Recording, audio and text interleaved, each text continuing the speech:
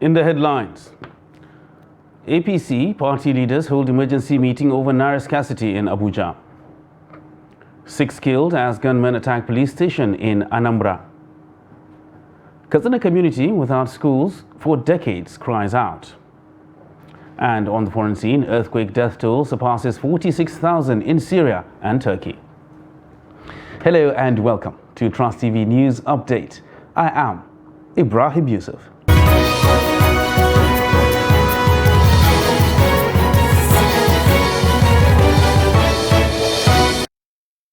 Hello and welcome once again. The national leadership of the All Progressives Congress, APC, and governors elected on the platform of the party held a crucial meeting in Abuja to resolve the brewing internal disagreement over the government's cashless and naira redesign policy.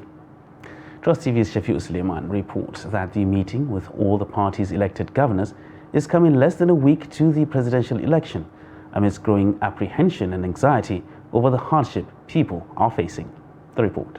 The national chairman of the All Progressives Congress, APC, and former governor of Nasarawa State, Senator Abdullahi Adamu, has summoned a meeting with the governors elected under the platform of the ruling APC, ostensibly as a result of the deepening internal crisis that is tearing the party apart following the disagreement between some of the frontline APC governors and the presidency with regards to the naira redesign policy, which has generated a lot of reactions and apprehensions in the country. Now, recall that 3 frontline APC governors have approached the Supreme Court challenging the decision of the federal government to redesign the naira note and, of course, the implementation of its cashless policy. You will recall the recent developments that has necessitated, the need for this invitation. We do not want to sit in judgment of anybody or anybody's, in regard to what is going on today in the country as it affects our great party. I thought the best thing to do is to get all those who are holding forth in their respective positions and who are elected in the platform party should get together and have some interaction so that we can have a better appreciation, a better understanding of what situation we are in. This is coming, few days to the presidential election in the country, which is holding on the 25th of this month. And the concern is that the crisis, that followed the naira redesign policy and the cash and the implementation of the currency swap may threaten the chance of the ruling All Progressives Congress, the APC. From the APC Secretariat, Shafiu Suleiman, Trust TV News.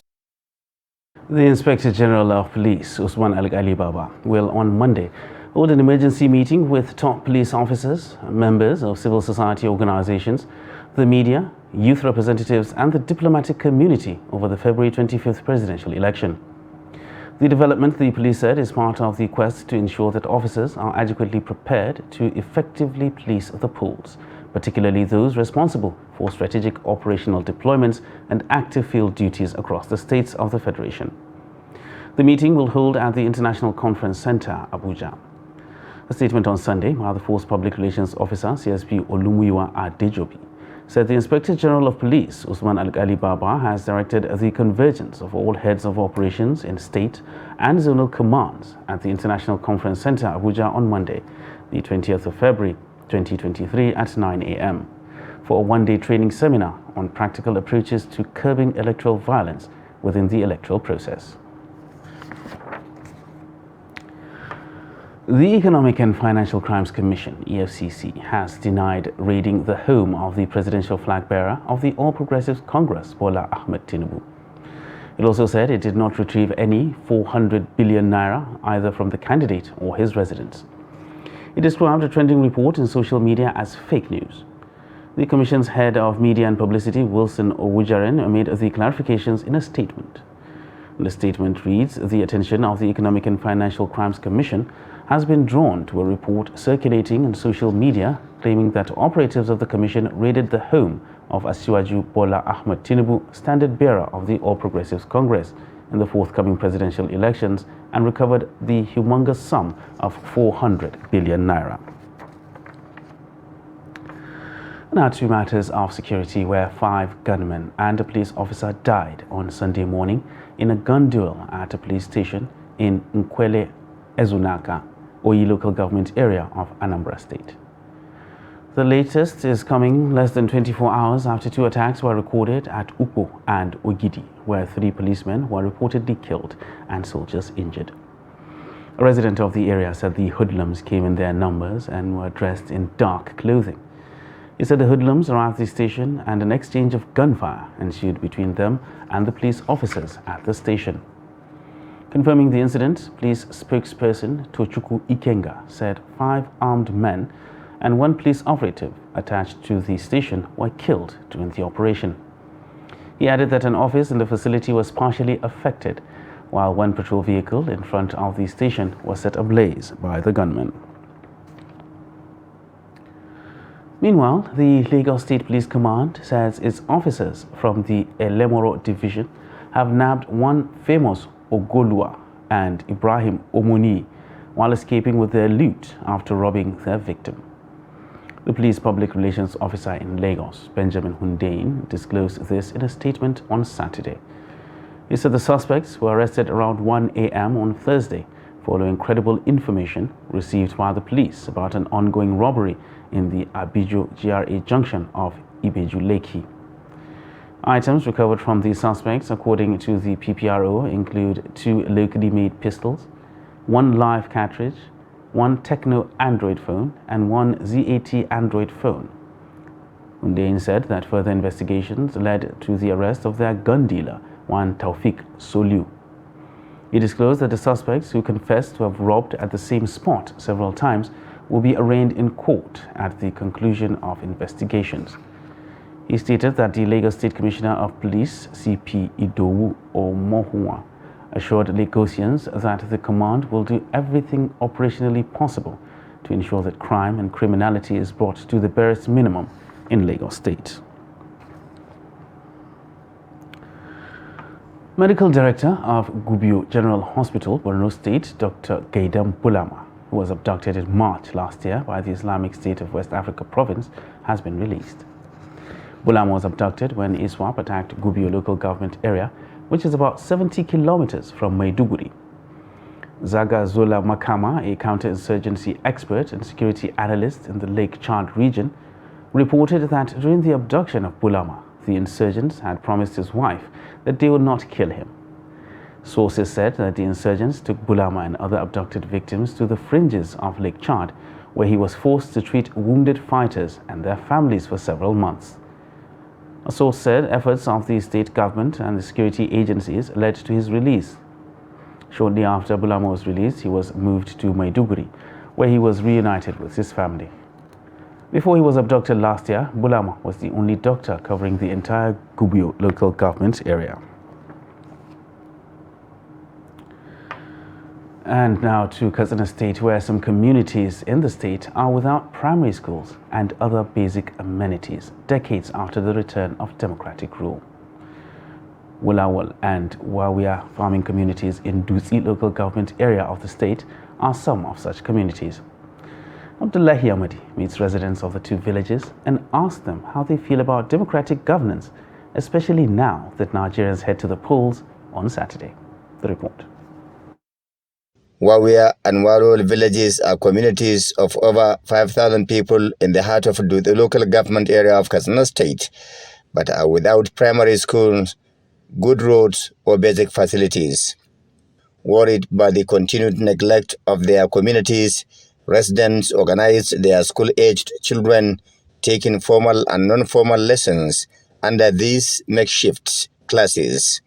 Kuma muka samu kara aka yi da ni aka dora musu ana koya musu.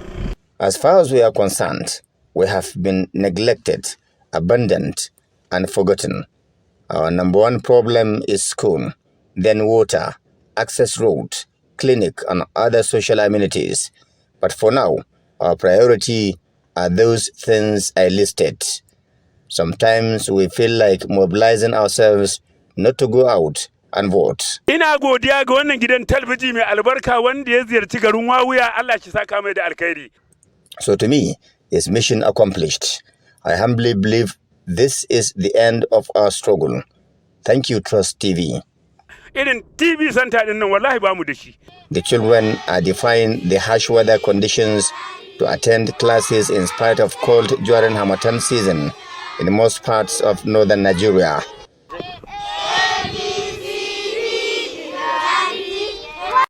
Tired with several unfulfilled promises by their representatives of providing school and other basic facilities, residents resorted to making contributions to fund this unofficial makeshift primary school.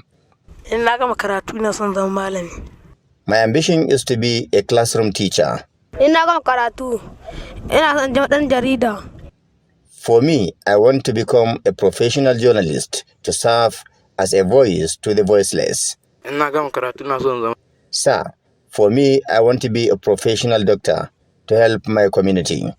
There, however, appeals to the relevant authorities, including the Minister of Aviation, Senator Hadi Sirika, who hails from the area, to help them get out of the woods. 1, 2, 3, 4, 5, 6, 7, 8, 9, 10. Abdullahi Ismayamadi, Trust Television News, Katsina. And still talking security, over 1,000 victims of Boko Haram insurgency in the northeast. Most of them women are trained on how to earn a livelihood and become self-reliant. Beneficiaries say the 3-day training is unique because of the startup packs being distributed to them, aimed at helping them become self-dependent. Silas Lawan reports that the women were trained on startups to fend for themselves and their dependents. Although the training is supposed to have come long before now, the beneficiaries are more than happy to utilize the knowledge acquired for the benefit of all. I feel very excited and happy because I learn a lot and I can't just go home and sit idle now that I have a business, or I learn how to do soap, Maggie Cube and shampoo. So I really thank God. So this is not the first time they're doing something like this.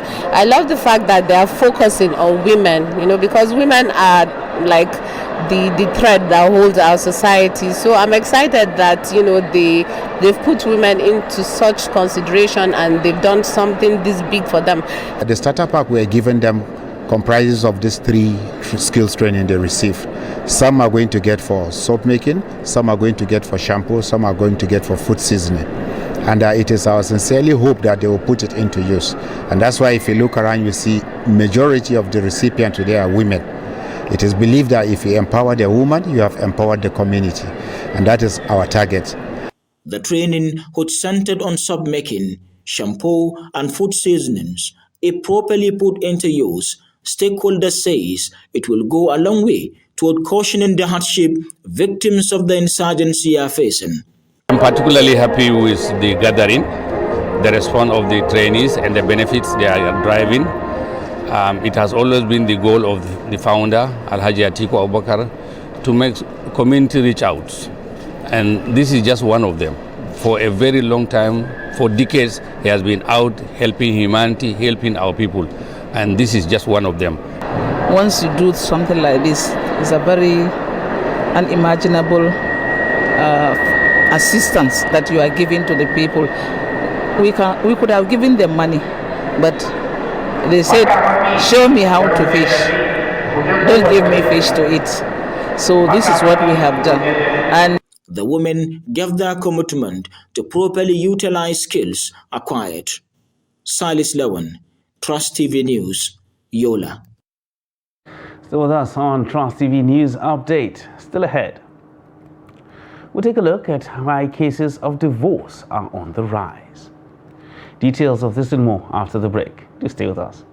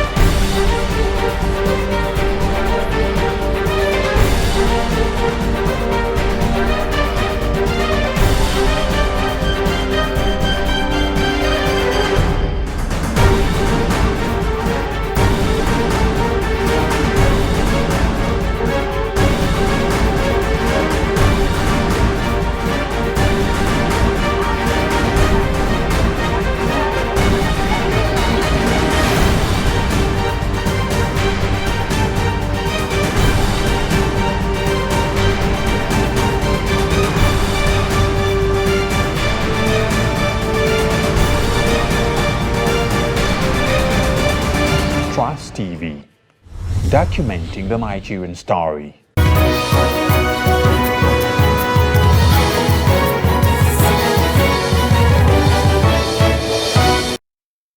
Welcome back, and thanks for staying with us on Trust TV News Update. Now let's take another look at our top stories. APC party leaders hold emergency meeting over naira scarcity in Abuja. And 6 killed as gunmen attack police station in Anambra. Now moving on to other news. The farming community in Benue State is yet to recover from the 2022 flood that destroyed farmlands and other livelihoods, even as the Nigeria Meteorological Agency, NIMET, has predicted yet another flooding this year. Against this background, farmers in the state have intensified calls on the government to be proactive to avert further damages. The report. 15 out of the 23 local government areas of Benue State were adversely affected by the floods in 2022, raising concerns over food security in the state. With the latest NIMET predictions, experts in the agricultural sector said the way forward is for farmers to engage in dry season farming. This, they said, is the only way to make up the loss.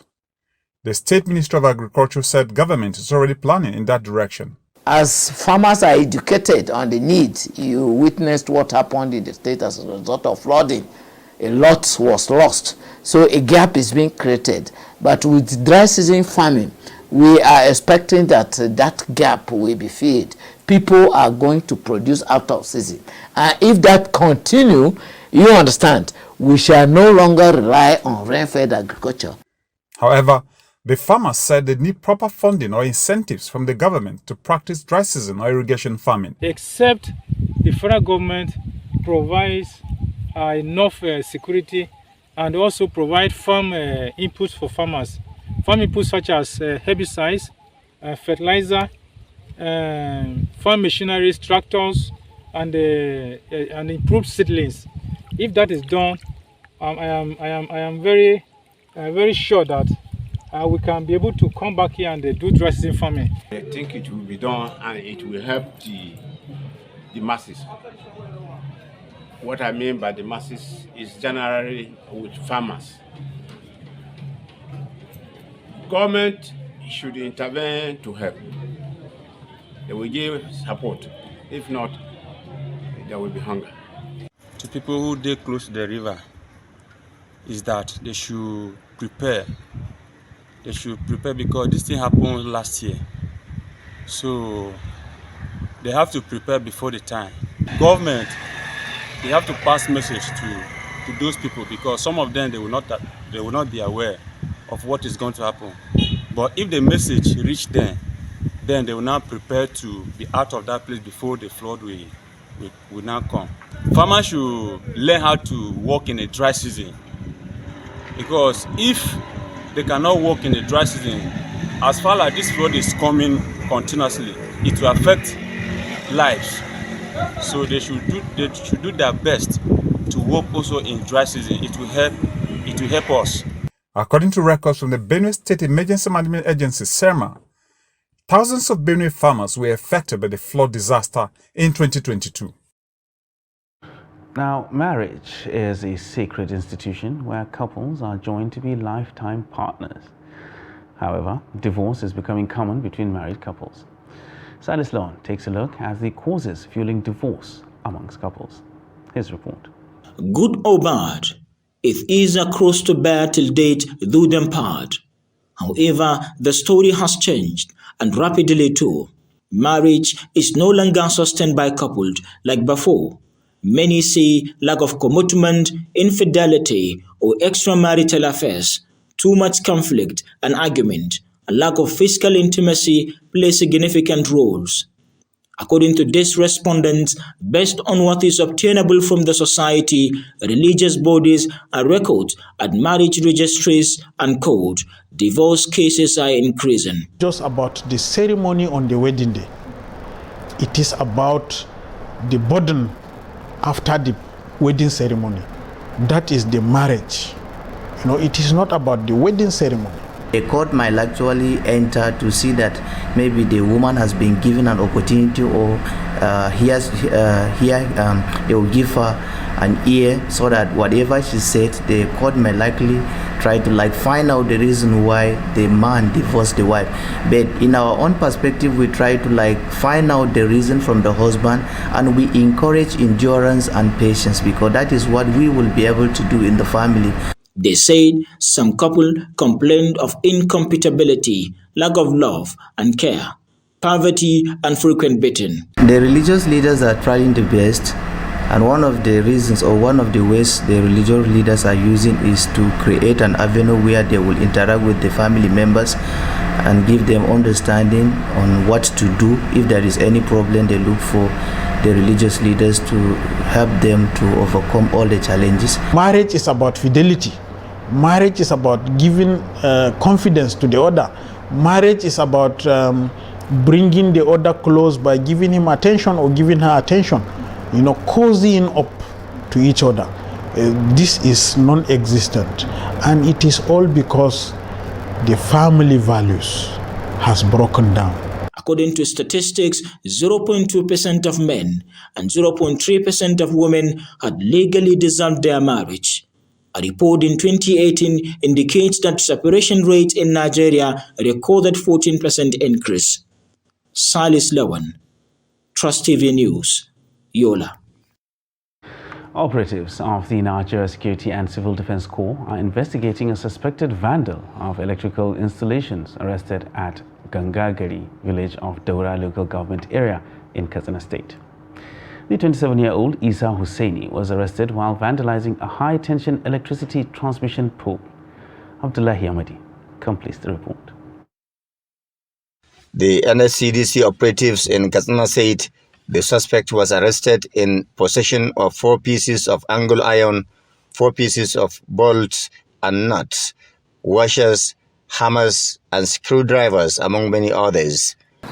He was arrested with iron and angle iron rod. You will find it, the high tension, those big poles that transmit electricity to different parts of the state, from local government, from here to another booster station or power station, then from another state to another state. The suspect, who claimed to be a scavenger, confessed to have committed the offense. He, however, narrated that he was looking for scrapped metals when he noticed that some of the components of the pole were loose and decided to remove them. My existence depends largely on scavenging. Before now, I was a successful businessman, doing very well. But following some harsh economic realities, I lost everything and resorted to scavenging. I pray and hope that one day I will have capital to go back to my business. In the process of committing the crime, members of the community mobilized and arrested the suspected vandal, handing him over to NSCDC operatives. The NSCDC command in Katsina says it has concluded all investigations and the suspect will be charged to court of competent jurisdiction for prosecution, while reassuring residents of its commitments to safeguarding all critical national assets. The NSCDC command in Katsina warned scavengers and scrap dealers to be mindful of what they take or buy. Abdullahi Ismail, Trust Television News, Katsina. Now for a look at the foreign scene, where 12 days after a devastating earthquake hit Turkey and Syria, more than 46,000 people have died and more than 84,000 buildings have either been severely damaged, need urgent demolition or collapsed, according to officials. As Turkey attempts to manage its worst modern disaster, concerns are growing over the victims of the tragedy in Syria, with the World Food Programme pressuring authorities in the northwest to stop blocking access to the area as it seeks to help hundreds of thousands of people ravaged by the earthquakes. The death toll in Turkey stands at 40,642 from the quake, while neighboring Syria has reported more than 5,800 deaths, a figure that has not changed for several days. A senior Israeli diplomat has been removed from the African Union's annual summit in Ethiopia as a dispute over Israel's accreditation to the bloc escalated. A video posted on social media showed security personnel walking Ambassador Sharon Barley out of the auditorium during the opening ceremony of the summit in Addis Ababa on Saturday. Spokesman for the African Union's chairman, Eba Kalondo, said the diplomat was removed because she was not the duly accredited Israeli ambassador to Ethiopia, the official who was expected. An AU official later told AFP news agency that the diplomat who was asked to leave had not been invited to the meeting, with a non-transferable invitation issued only to Israel's ambassador to the African Union, Aleli Admasu. The move was swiftly condemned by Israel. And in sports, Plateau State duo of Kefa Williams and Blessing Solomon made history as the first winners of the national cross-country race held at the Rhino Gold Course in Jos. Kefa ran 31.38 to win the race ahead of 2022 national 3,000 meter steeplechase champion Stephen Joshua and Emmanuel Guang, who came second and third respectively. And that wraps up Trust TV News Update for this hour. For more news, you can subscribe and follow us across all our social media platforms. I am Ibrahim Yusuf. Thanks for watching.